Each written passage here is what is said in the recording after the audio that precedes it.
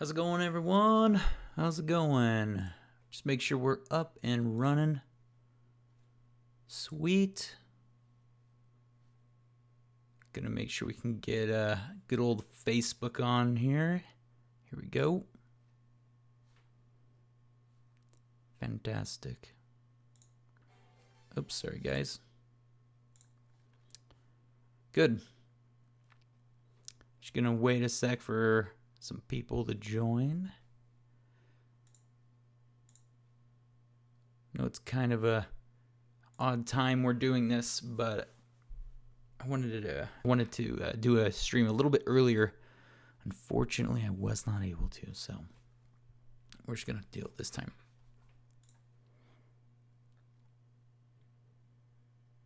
Let's see who's jumping on.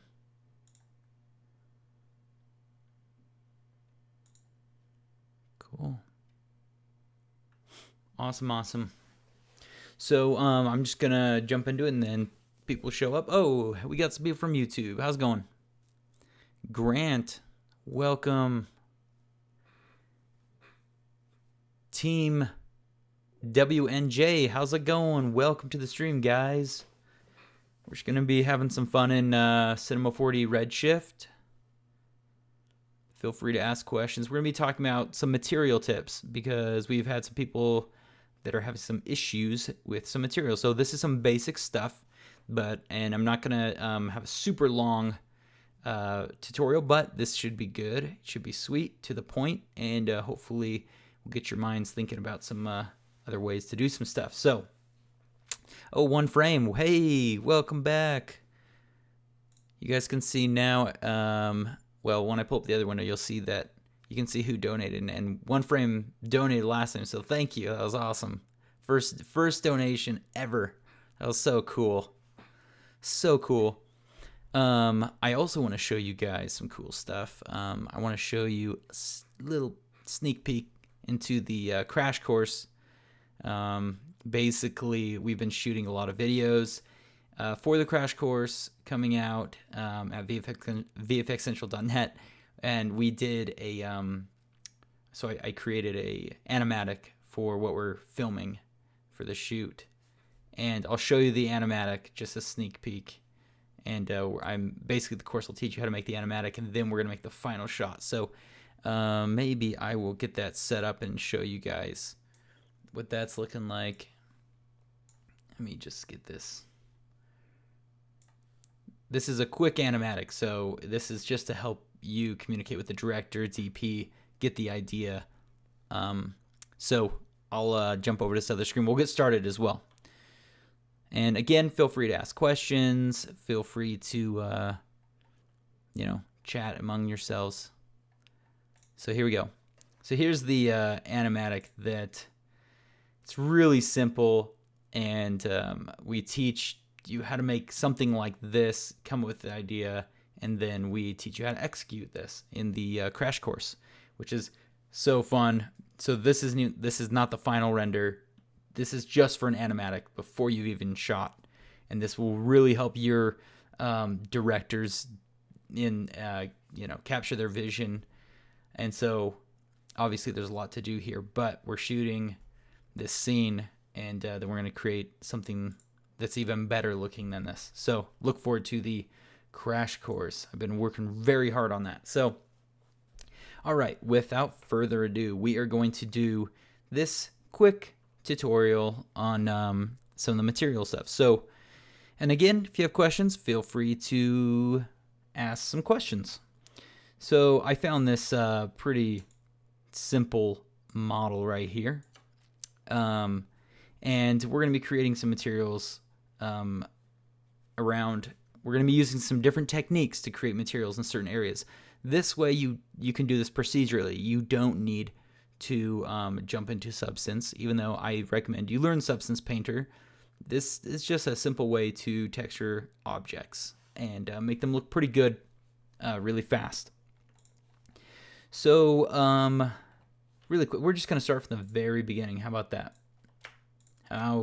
We're just going to delete everything we have in here, and I'm even going to delete all of these materials. So we're going to start from scratch. So here we have this object, pretty simple. And first things first is let's create a material. Let me drag this, I believe, on top. There we go. And we need to, I always like to name the objects. We'll just call this the main. Make sure you're naming your materials. It can get crazy. And you can also, let's see here.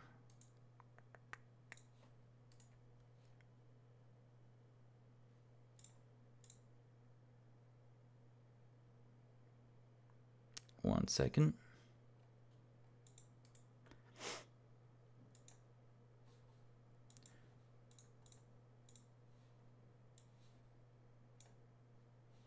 Yeah, you can also make layers and assign objects to layers. This is super helpful.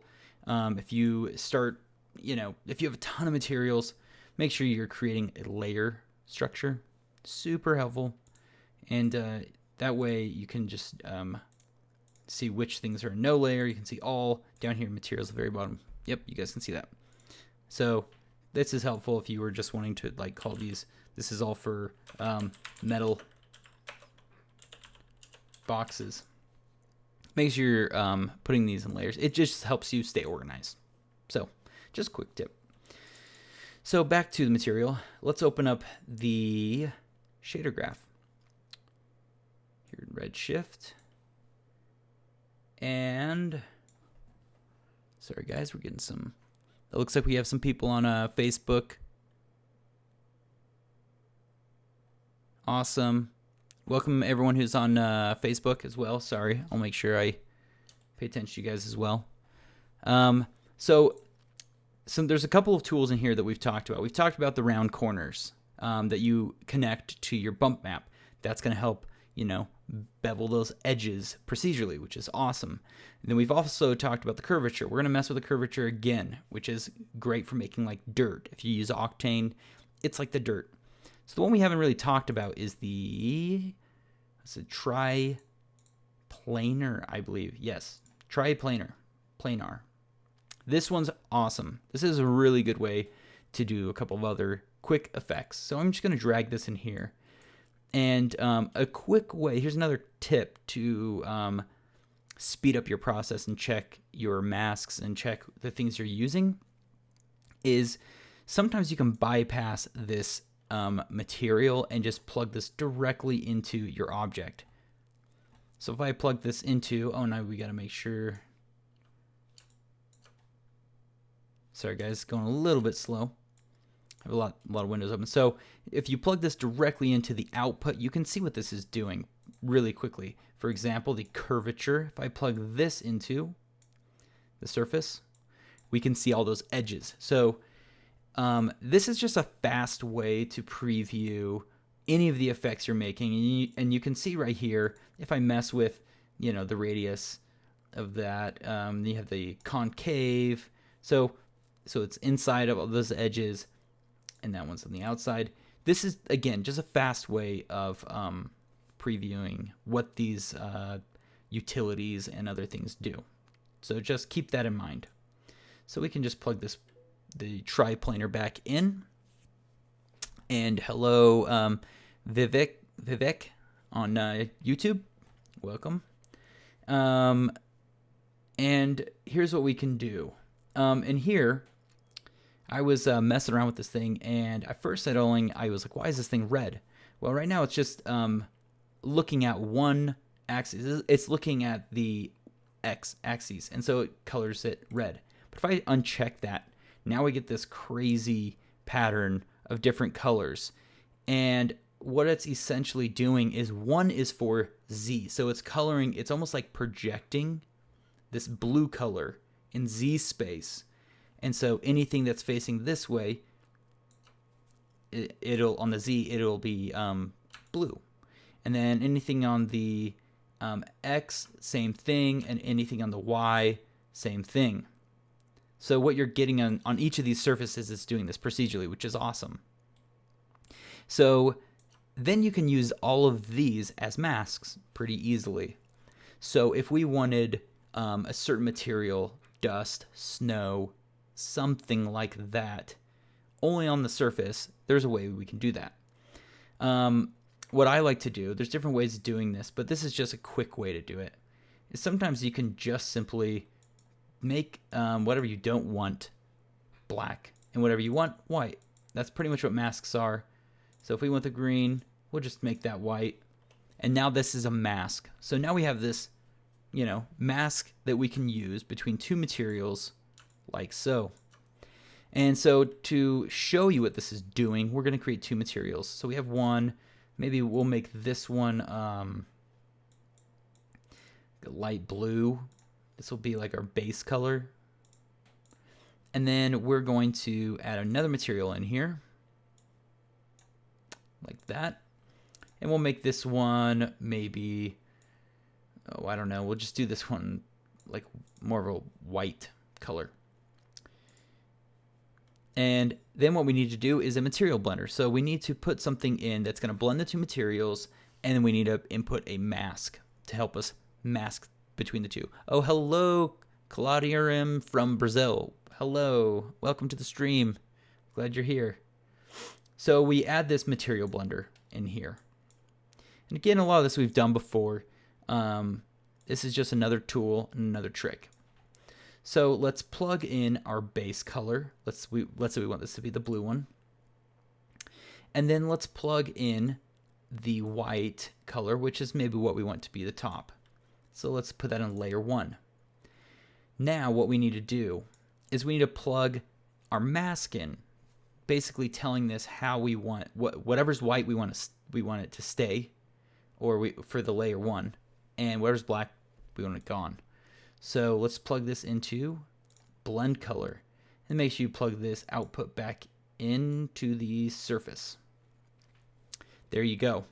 So now we can start messing around with some fun things like this. So now we can texture things in totally different ways procedurally, which is super helpful. Normally you'd have to paint this, and if you were going to paint something like this, you'd have to get down in these areas, or you'd have to select certain polygons to get down in there. But we can do this procedurally, and the nice thing is you have different types of objects. It'll just do it for you. So super, super helpful. So that's our blend object. And then what we can start doing is we can start mixing these things together. So we could take the curvature that we had before, and we can mix it with the triplanar. So what that will do is we can do like a multiply. We'll multiply the triplanar by the curvature, and that way we'll get just the curvature, just the edges, only in those top areas. Super helpful, super quick way to procedurally create some of these materials. So let's look for a multiply. Put this top one in here, and we'll put the bottom one right here, and then we'll go to the out.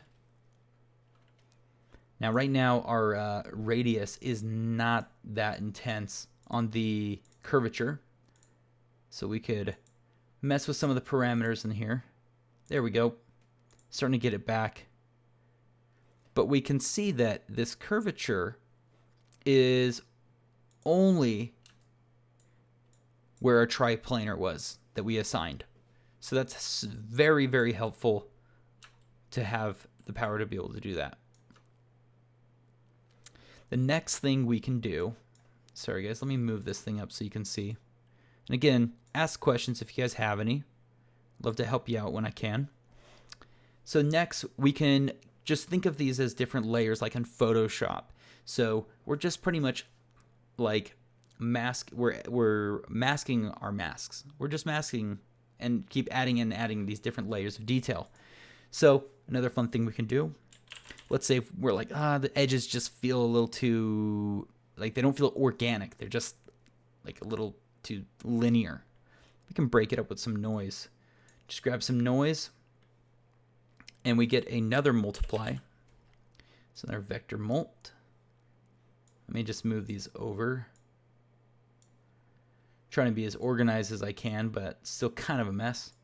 Then we're going to plug this out into the in1, and we're going to plug this noise into input 2, and we'll plug this in there. And what we're going to start getting, if once we mess with some of this noise, what we should be getting is breaking up these edges with some noise so it doesn't feel as boring. Let's just make sure that's doing what we want. Let's double check. There we go. I can see now it's breaking up a little bit more. So let's turn that up. So now we have this kind of little variation like so. And that was pretty quick. So these are all quick ways of texturing procedurally, and it's super, super helpful. So the next thing I want to talk about, which is an interesting technique, and it's usually used, I would say, for a specific type of shot, like in VFX or matte painting, which is you can project textures. So we're going to do that. We're going to project a texture, and we'll see how this goes. So let's actually open this thing back up.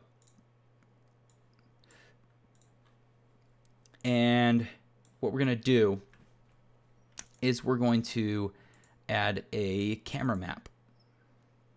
So let me grab my camera map.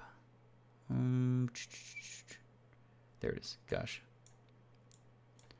So this is the camera map texture, and this is basically it's going to ask for a texture, and it's going to ask for a camera, and we'll create a separate camera that it's going to project from that certain angle. So you could do some cool motion graphic-y stuff where maybe from one angle it doesn't look like anything, the camera moves, and then you see it's like some image or whatever you'd want right there.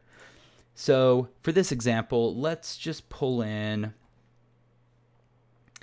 I have this Crash Course logo, but I'm going to see if we can find something a little bit better. Let me go back a page.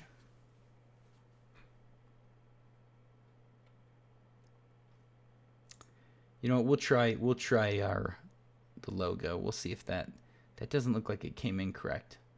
So we'll try to make this one work. Let's try something else. Let's go back. Let's see if this nuke symbol works. This may work. Let's make sure that we have. So now, let me just turn that off the render. And what we're going to do is I'm going to show you what's happening. So this camera right here is our camera that we're looking through, our perspective camera, I guess. What I did is I went ahead and made a second camera and called it Proj, projection camera. So we're going to project from this angle right here onto this object. And you know what? We may want to move it down so this thing isn't so huge. And you know, we could have it above. Yeah, that's fine. Anything like that looks good enough. So yeah, let's just go from that angle. So this is what a projector is going to put the image on from this angle. Let's go back to our main camera, and I'm just going to move this angle a little bit so we can see what's happening. Then what we do is in this camera picker, we need to drag our Proj camera in there. So we have that all set up, I believe, properly. Let's just see if we plug this into the surface and see what's happening. Let me just click render, and bam, there it is. So that looks so terrible, but if you look from this angle, it's actually that logo being projected perfectly. So there's some things you can do, obviously, to make this look a little bit better. Match render size. Let's just do a couple things. I think let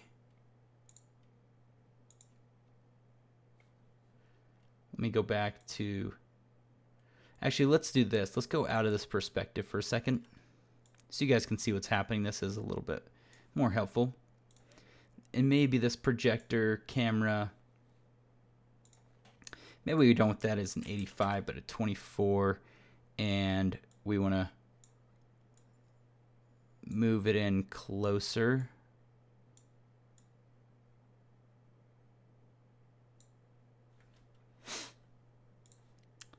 And we can do this, I believe, I don't want to do cubic, sorry guys. UV, see, you can see it's kind of becoming a mess. Let's turn off the tiling. That didn't look like it did it. Maybe it's in these attributes.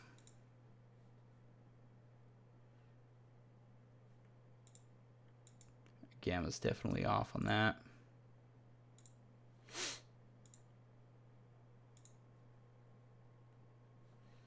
So you wait a UV.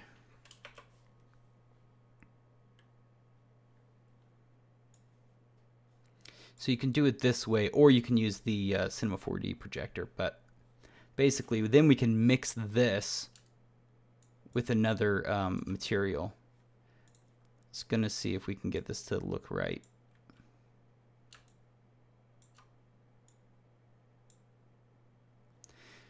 Usually you can scale this thing, but we're not having the success we wanted on that.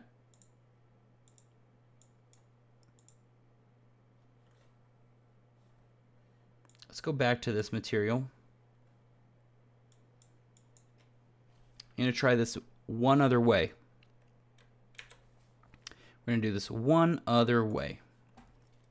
We're going to try just a traditional projection technique. So let's try that. Let's create a new material. Redshift materials. And let's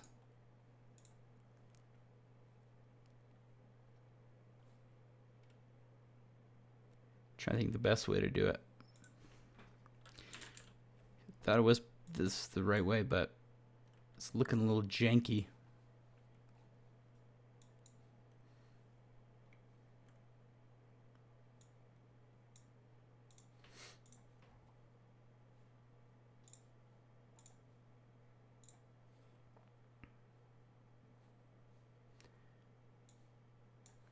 Let's see if we can get two materials to go on top.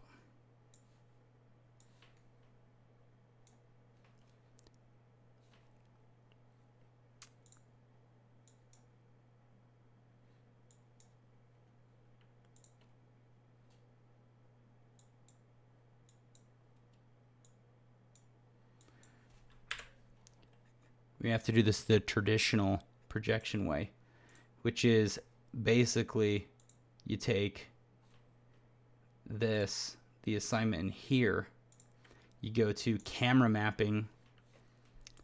So this way looks like it may work a little bit better. That's okay.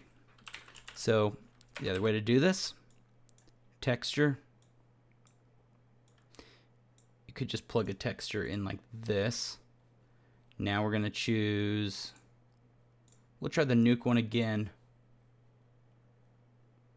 And what we're going to do is we're going to assign this the projection right there.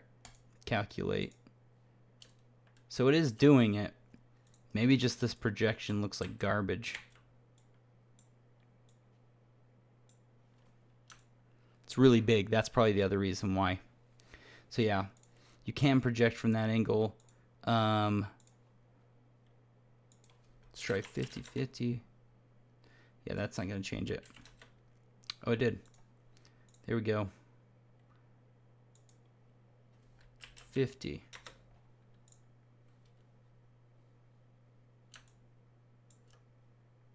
It's doing some interesting looking stuff, that's for sure. I do need to make sure that this has the right alpha on.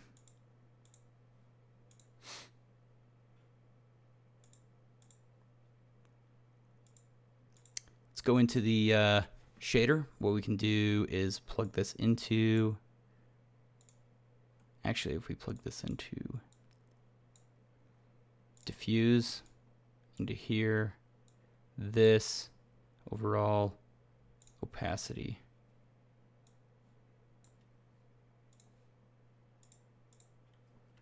See, but now we're getting some weird stuff in there. Trying to figure out what happened to, there's a way to blend these on top of them, I swear. So yeah, projections is another way to do things, but again, this is usually when I use the projection for matte painting, not really texturing as much. And if I do, I'll usually paint from one angle. Maybe that's a better way to do this, is paint from one angle and project that same angle. So what I mean by that is, let's delete that guy because he's not being helpful. So if we had from this angle and we had some stuff we wanted specifically on this object, what you could do is render out a frame of this, right? So I would maybe lock the camera in this position, keep a keyframe there, render this one frame out, take it in Photoshop, do some painting, and maybe we can go back and do that. Let's see if we can do something really quickly to show you what I mean. And we'll probably just do like a PNG because we don't need this to be super high quality. We just need it to be good enough. So let's open up, let's just put this on our Redshift and call this crate. Make sure we're just doing one current frame.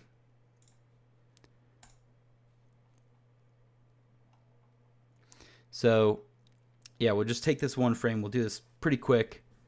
And then we'll do a little paint over in Photoshop. We'll just draw something, project that, and it should be good to go. The one thing I was noticing I was having some problems with was the alpha wasn't coming through, which I don't know if that's a bug or what, because usually what I was trying to demonstrate was you can have an image that is projecting a texture with an alpha, and it works like a charm. So while that's opening, let's open up Photoshop.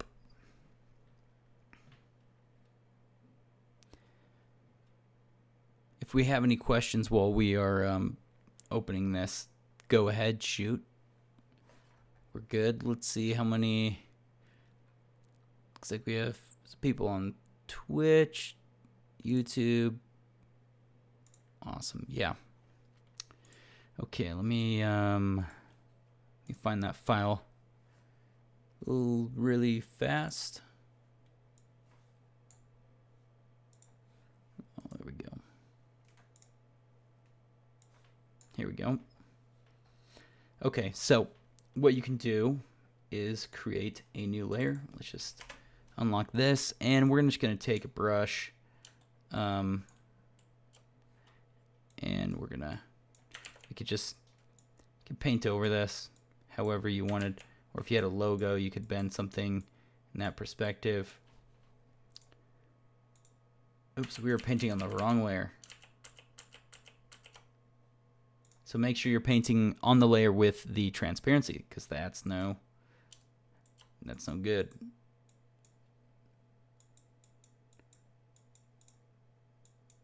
Hi.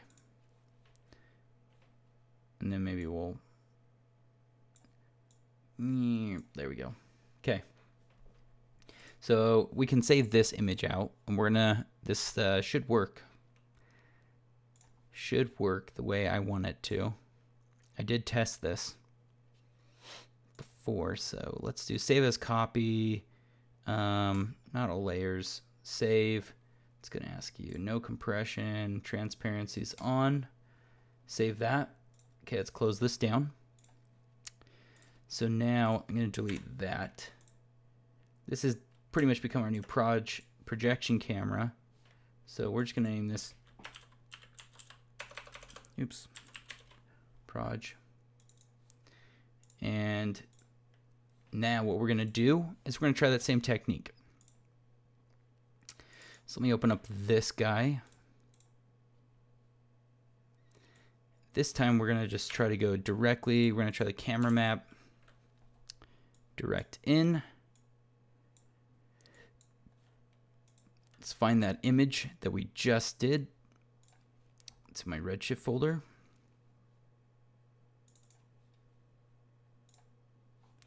So there it is. So this one looks like it came with an alpha. We'll see what happens. So now it's where you have to plug in our camera picker, like so. And let's apply this on the crate. See, there is the issue. And so maybe we have to enable the alpha.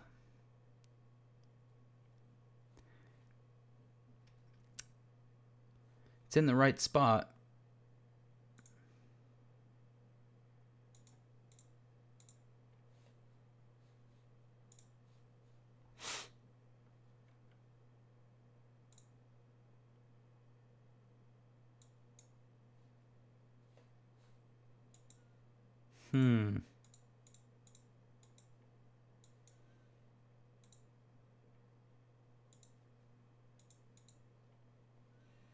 So it looks like we're having some issues with the alpha not coming through. It's kind of frustrating. Aspect ratio, texture, match render size. Yeah, it's let me check the. Oh, that's what that's doing. So that is affecting it. So now we need to figure out how to get the alpha out of there. So maybe if we take the camera map, plug this into a sprite, and then into the surface, we'll be able to get that to work properly.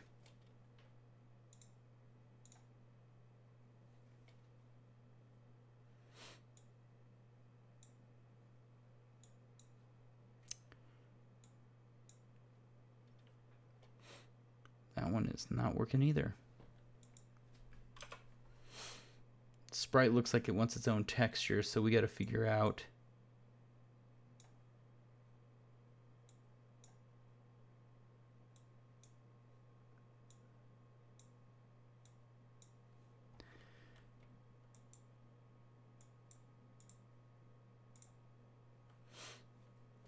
I guess this is where you just learn a lot. This is supposed to work. One other thing we could do, really, what we could do is go back into our main texture. Actually, let me see if I can copy this guy over. We could just do a copy. Let's see if it'll let us paste this in here. Yes, it does.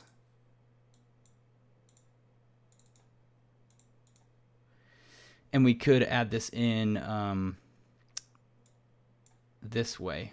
We'll see if it will let us layer this in here. Let me turn that off.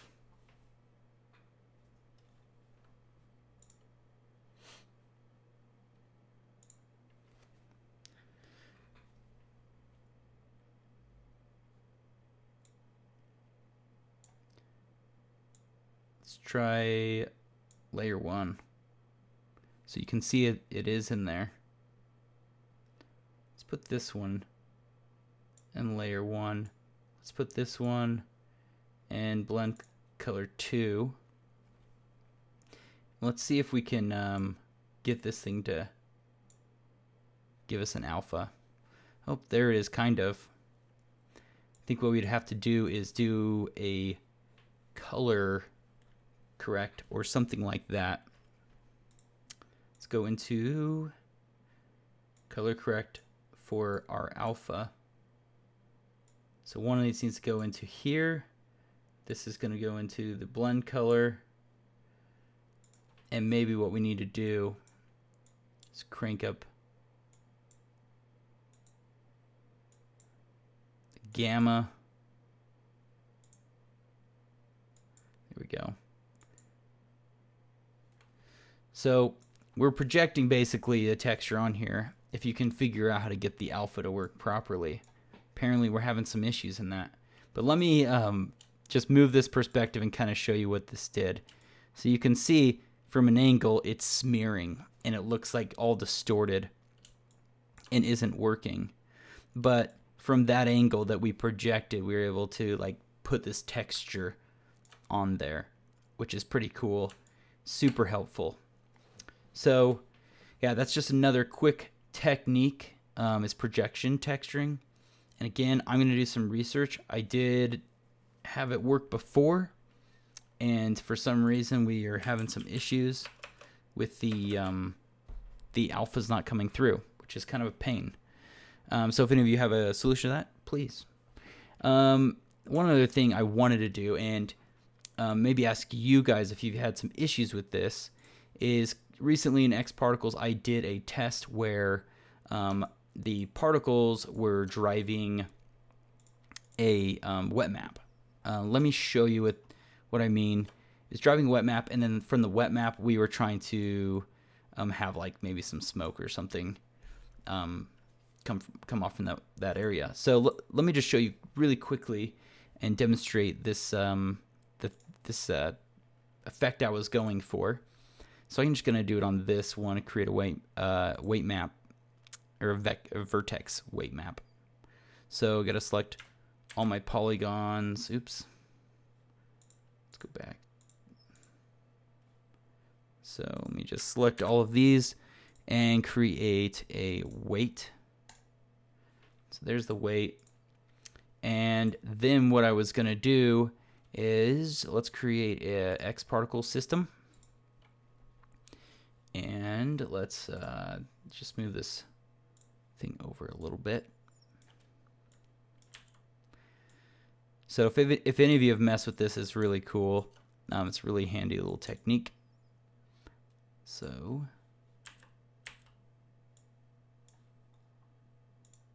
make sure I have this all. Okay, good. All right. So then what we do is we assign the wet map to this object. So we go in here, and we're gonna even add a little collider. So it's gonna when our particles hit, it'll collide with them. Just to make sure that's working. My computer's going a little bit slower now. Let's also make sure I'm deleting. Come on now.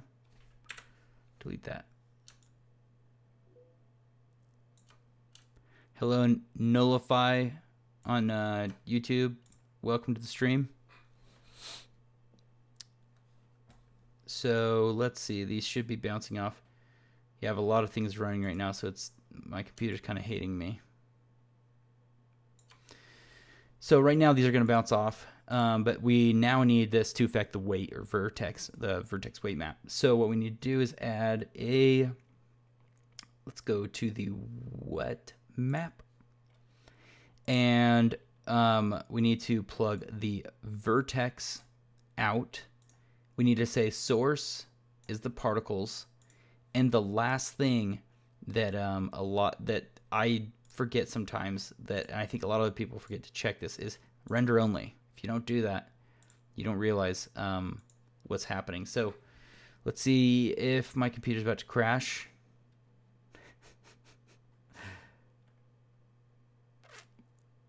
Okay. Maybe just for demonstration purposes. Let me quit Photoshop. That's probably taking up a ton. No. Okay, let's make this emitter. Come on now. Had too many things open at once. Here we go. Come on now. Wow, it's really struggling right now.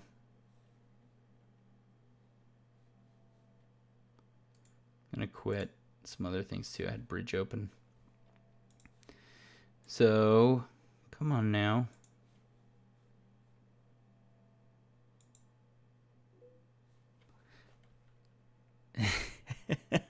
A fire extinguisher. I really need one. It's going so slow. This doesn't even make sense. I think it's because I turned the... I wasn't having this problem the other day. What I may need to do is just do this on a simpler object, because I think I have just too many things open right now. And sometimes OBS and all these streaming things slow my computer down. If this thing will come alive, because holy crap. We're going to delete that system if he'll give me the chance. Sorry guys, this is definitely not what I wanted to have happen. Yes, that was going too slow. You know what we're going to do, guys? Just for you, we're going to open up a new project, because that was kind of a nightmare. Let's start simpler. Sometimes that's the way you got to do it. All right, so you have this object. Select all the polygons. You go to Vertex Weight Map. You set the vertex weight map. Now you add X particles and you see if this crashes your computer. And holy cow, maybe it will. Okay, it's going a little bit better. Let's see where this thing's going to fall apart. Then we're going to add a collider tag, and we're going to do the wet map. There we go. So we're going to add in the vertex out. The source is the X particles. And we're going to make sure that, so that we can preview this, that the render only is off. And what I like to do is, so I can mess with the parameters in here, is I lock this so it stays here, but then I click on my weight map. And there we go. So now you can see this is affecting it. Pretty cool. And the fun thing with the weight maps is, well, let's make this emitter even smaller. So let me uncheck that. Make the emitter, let's do a circle, because I like the circle better. And we're going to have a lot more particles. And we're going to add some gravity just so it feels right. We're always jumping into X particles somehow. Oops. That is just like a pathetic little stream. Let's crank up the speed.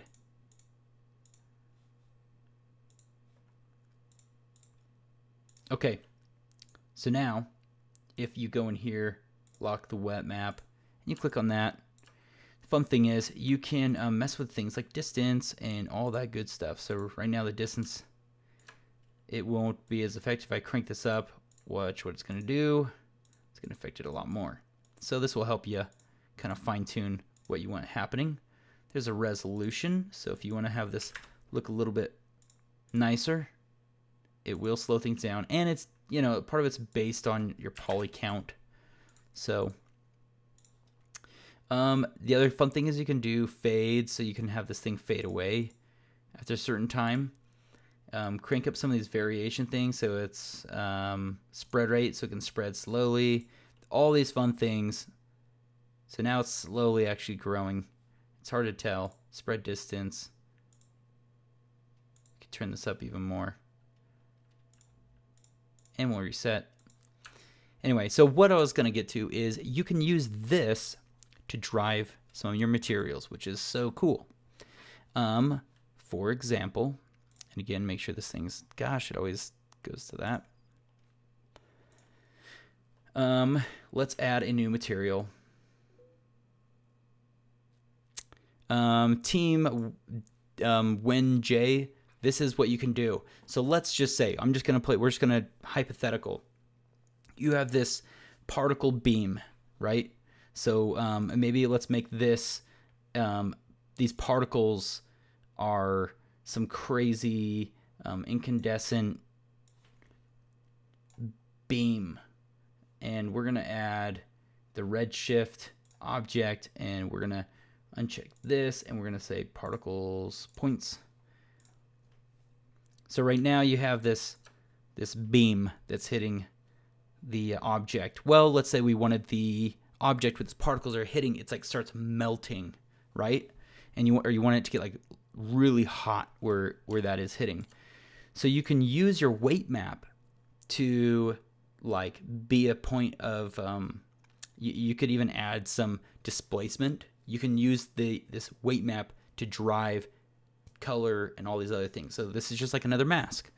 And so I'll show you how to do that. So let's apply this material on here. Go into the shader, and then we type vector.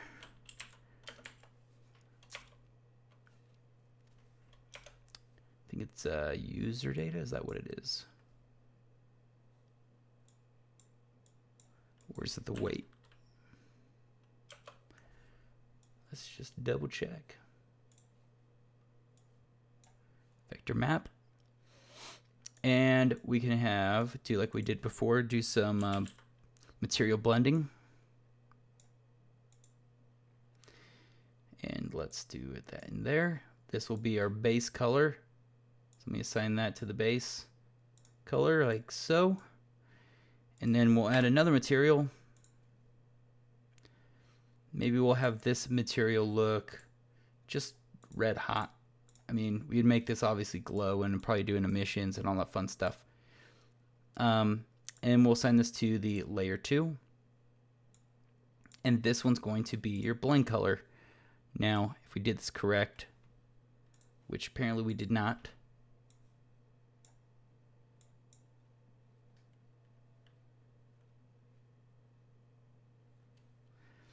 and it may be because we need to cache the particles. You just double check this. Make sure we have vector. Yeah, that should be it.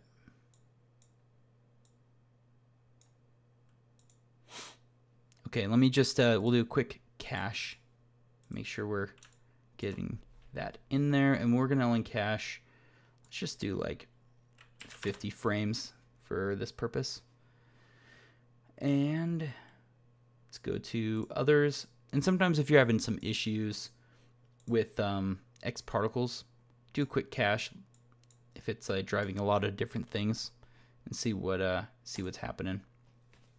It's a good way to see if it's just something you need to cache or whatnot. So now this should have it fully cached. See, we're still not getting that in there. Let's figure out what happened.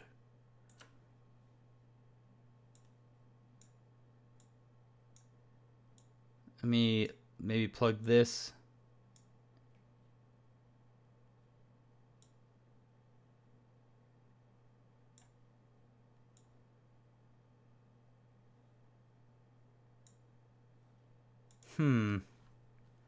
I have done this before. Literally just did this at work.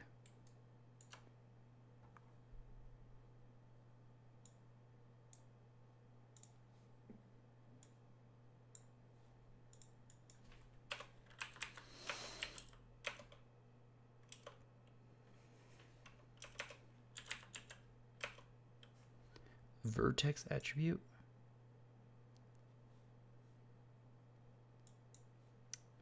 I think it's vertex. Oh, maybe it is the vertex map. There we go. My bad. It was vertex. Sorry, guys. So now you can see that I need to read better. It's not vector, it's vertex. And you plug in the vertex attribute. And so if you go back, you can see that when the particles hit, let me move this out of the way. When those particles hit right there, it's starting to turn red. And you can mess with your material. So now you have complete control. You can have this be the melting metal. So we'll call, we could go in here and say in the overall area, emission weight. Emission color. Make sure you turn a color on. Maybe this is going to emit purple. And if these spheres had a different material, like, I'm just going to throw a normal material on these particles really quickly.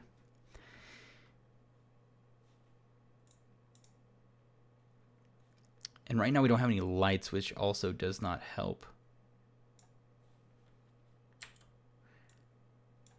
And lastly, we're going to turn on our GI because this is going to make it so that it looks like that thing is being lit by the purple things. So we go back to this first material. And if you crank this weight up, let's say just 100. So now you can see, and this looks like garbage. Let's do something more like that looks fiery. Something like that. So there you go. This is a procedural, yeah, I guess that's the word, procedural way to have your textures change based on your Vertex map. So it's pretty sweet because you can do a lot of fun stuff with this. And really quick, just because I'm being nitpicky, I'm going to also make my other material the same thing. Sparks 100. Maybe we'll do this one 50, 20, 10. So yeah, this is just a great way to be able to do some fun stuff like that and see how it's affecting it now. And if you go back before the particles even hit, the only thing it's being lit by is the particles that are coming towards it. And as it hits, now it's going to grow, and you can basically tell the Vertex map to expand based on this weight attribute. So really cool way to control that. Then you can pretty much, you could add in like a displacement map. This could drive displacement. So wherever this hits, we could have this layer have a displacement map that's being masked by it. So tons of different cool ways to apply it. The last thing I was going to do, and I wanted, I'm not sure if this is going to work because I've been having a lot of technical issues, obviously. And the last thing I wanted to see is if we can use this weight map to drive explosion and have some smoke come off of that. So let's just see if we can get that to work. We won't be able to render it because you'd have to bake it out as an OpenVDB for Redshift. But let's just see if we can get this to work really quick. And I also need to make sure I'm reading some messages. These videos can be viewed online for after. Francisco, yes, you can view these after 100%. You can check these out on all of our different platforms. So yeah, feel free to watch these later. If you can't stick around, we'll miss you. Sorry guys, had some windows closed. All right, so let's try to do something with explosion, shall we? So we have the particles going. They're looking good. Let's go in here, add a container. So we have this great container. And next we need to say what object is going to take on, or it's going to be emitting the explosions or the fire, whatever you're doing. So we'll say the sphere is the source. And this is where I was having some issues because right now, if I hit play, it's working great. And if you toggle down these little things, you can put in a vertex map. And last time I did this at home, it didn't work. But at work, it did work. So we're going to see it's not working again. So we got to get that fixed. But I notice if I turn that on, now it's working. So it's a very odd thing. But the problem is it starts emitting before even that hits. Yeah, so it is emitting from it, but that's not what I want. I want this to only emit once the particles hit. I don't know if that's an X particles update they need to fix, but basically if I hit render only, now it starts working, which is It's whatever. So that would be nice if that gets fixed. X Particles, if anyone works at X Particles or whatever company it is, that'd be sweet. So it'd be cool because then you can, you know, make these things look like they're interacting. And as soon as that hits, it's using the weight map and it starts emitting from that. I tried for hours to get that to work properly. Unfortunately, it was not working for me. But now that we just have this, I may just cache this guy, build a new cache, and we're gonna change this to an open VDB, and let me assign a new area for this. We're gonna put it in the do Redshift. We'll call it Explosion Test. Okay, we're just gonna build a quick cache of the smoke, and then we'll render that. New cache. So now this should build a new cache just for the smoke, and everything else should be good. Any questions as we're going along? Obviously, we are having some technical issues. Sorry about that, everybody.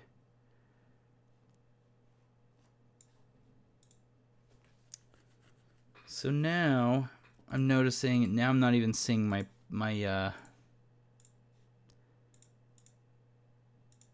explosion. So let's do another cache and overwrite that one.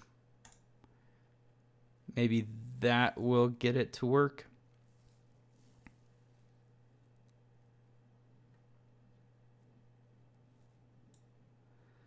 So we're still having that issue.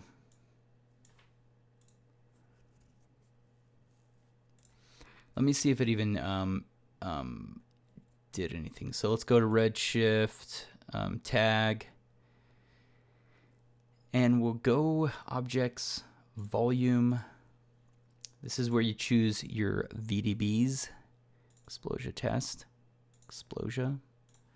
Let's see if this did anything. It only has 2 kilobytes, so I don't think it did anything, which is a bummer. Yeah, it didn't cache anything out. So this is definitely something they need to fix in X Particles. So I don't know why it's doing that. It should work. Maybe I'll delete all of my cache. I'm going to clear it. Yeah, see, now we're still not getting anything at all. It's a very odd thing. Sometimes this thing works and sometimes it doesn't. It looks like it recognizes that I did put a tag in here. It unfortunately just it isn't working. So that's something they're gonna need to fix. We'll try one more thing. See, it just starts so fast, and that's not. It shouldn't do that. It should start basically when the particles hit. It should be starting. We can try one more thing, I guess. We could try to do the wet map. Oops, sorry about that.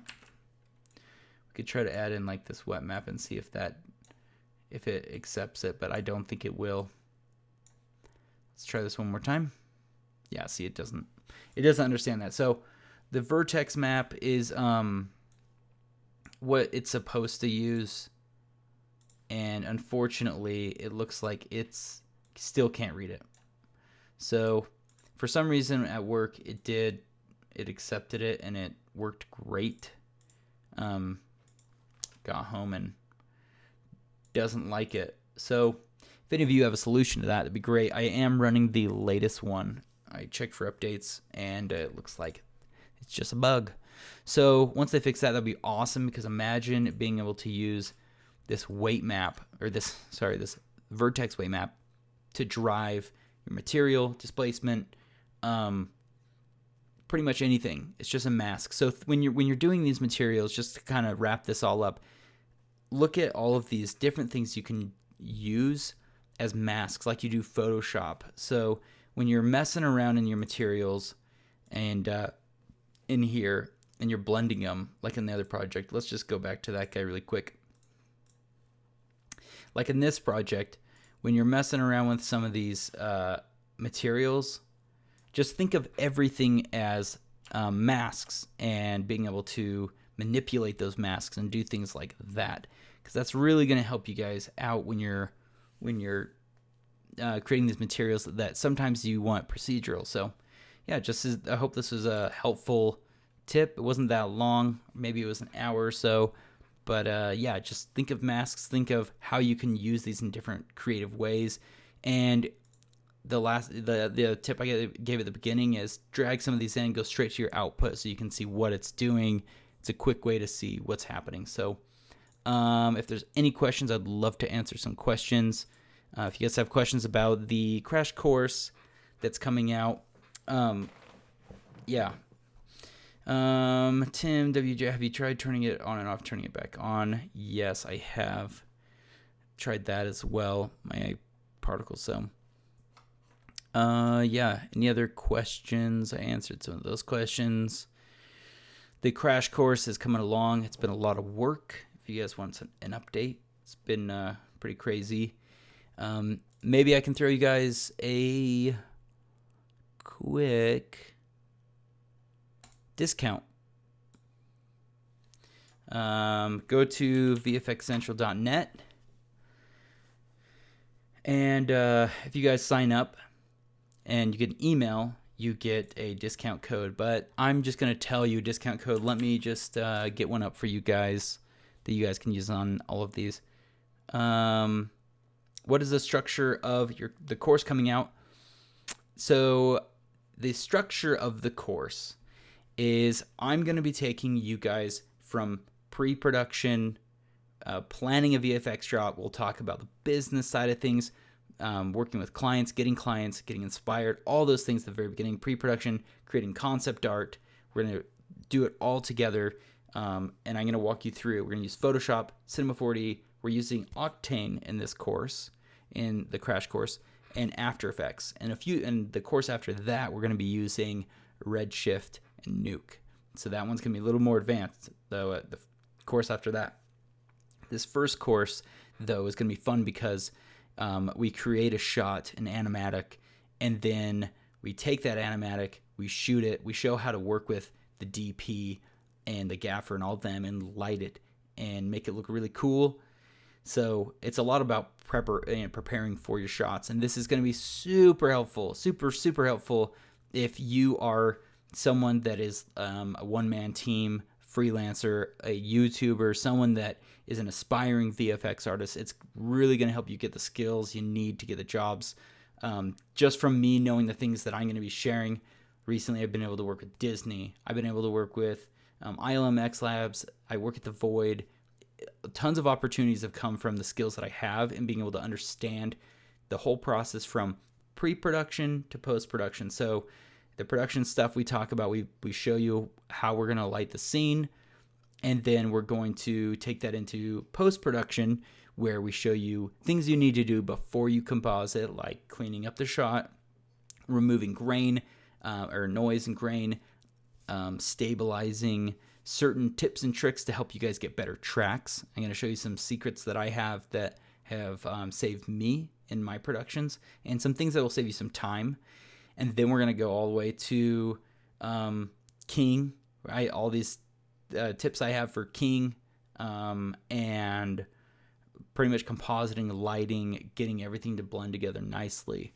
And really excited to show you guys what we have cooking.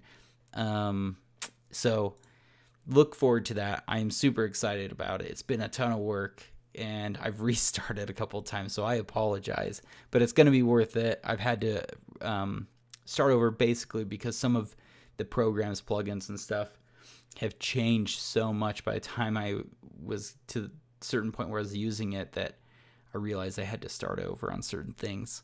But I committed not to start over again, so I would get it out to you guys. Really quick, because you guys are awesome and I really do appreciate you guys tuning into these. It means a lot. I really do love being able to connect with you guys and get to know some of you and see your work. I'm going to give you a 25% discount on off all of our products. So this is, I think, one of our bigger ones that we have on here. So if you type, we'll just do this code. Yes. 25. So the number 25 off, all lowercase, everything's lowercase. So 25 off V, like Victor, V2. So 25 off V2. I know it's confusing. 25 off V2. All together, no spaces. That's going to give you 25% off all of our products. Well, let me clarify. It's going to get you off the bundles. It's going to get you off the 4K storm effects, the flares, the ultimate explosions, the fireworks, the starter packs. No, because we are actually affiliated with Big VFX, who created those. And it doesn't get you off any discount off of the merch. So we apologize for that, but is what it is. Other updates. So we have the course coming out, and that's taking a long time to rebuild. The Wix website that I'm rebuilding and revamping, and it's going to be a lot nicer looking and be nicer for you guys on there. So hopefully we'll have this all up and running for you here soon. I've been working late nights on all this stuff, trying to get it done. And those of you that maybe have showed up a little bit late, I guess we'll show you guys the little animatic that we made that we're going to be working on the course. I'll just show you those of you that missed it. Thanks again for sticking around. Let's see. Let's go to lessons. Here it is. So again, this is just an animatic. This is not the final shot. Don't be confused. But we do this. The background is something that I teach you how to do. It's like a concept art matte painting. So it kind of starts with concept art, and then we'll make this look even better in post-production. So we'll find some things that maybe we missed. But the background outside there is projected. This is all 3D geometry inside. We did some really basic texturing, some stuff that we even talked about in these lessons. So I'm kind of preparing you guys for all this. And we have this animated character, and this helps us work with the director, DP, on how we're going to execute something like this. So we're going to film, make this shot look a lot better, and we'll have this epic shot. Maybe we'll have some stuff blowing up in a ship crash or something. We'll take it to the next level. So really fun stuff. Really excited to show you guys how to do this, how to do it quick, how to have your own business. That's a lot of this, as well as I want you guys to have the skills to get those jobs and be creative. And also, big part of this is I'm actually a college dropout. I wasn't getting what I felt was the proper education in film VFX, and I wasn't willing to go to LA to a big art school. It was too expensive. And nowadays, you guys all have this awesome technology at your fingertips, and I really want to help be a part of growing your skills as you become stronger and better VFX artists. And so the crash course is going to help you do that if you're a beginner, intermediate, or you're someone that is looking to grow your business as a VFX freelancer. I'm going to give business tips and everything, things that have saved me. And that's what the course is going to be on. It's going to be pretty awesome. So yeah, I'm super excited to release that when that comes out. So look forward to that. And so you're notified, make sure you're signing up for the email list on our website. So if you sign up for the email list, I'll make sure you stay informed. Does anyone else have any more questions before we wrap this up? Sorry, I've kind of rambled off quite a bit. Don't forget the discount, 25 off V2, 25%. And Daniel says, I want to learn. Good. I really am excited. I really am excited for you guys to see it. It's going to be awesome. You guys you're going to love it. And again, part of it is just that whole like, oh, I wish someone taught me these things. when I was setting, because I kind of had to just mess around. So we're taking you from pre-production, post-production. You're going to know how to do it. You're going to be able to work with clients. You're going to become VFX artists and superstars. So, Brenchtown on Twitch wants to come shadow the shoot. Mr. Audio Guy. Yes, you can. You can come shadow the shoot. You're more than welcome to. If anyone lives in Utah. All right, guys. I think that's just about it. Thank you again for tuning in. Don't forget to subscribe. Follow us on all the fun things. YouTube VFX Central, Twitch VFX Central, Instagram VFX Central, Facebook page. Don't forget to follow that. And share your work with me. I want to see what you guys are working on. It's fun to see what you guys are doing. So with that, I do say goodbye, my friends, and I hope this is helpful, and hopefully we'll see you on the next stream. So goodbye, everyone.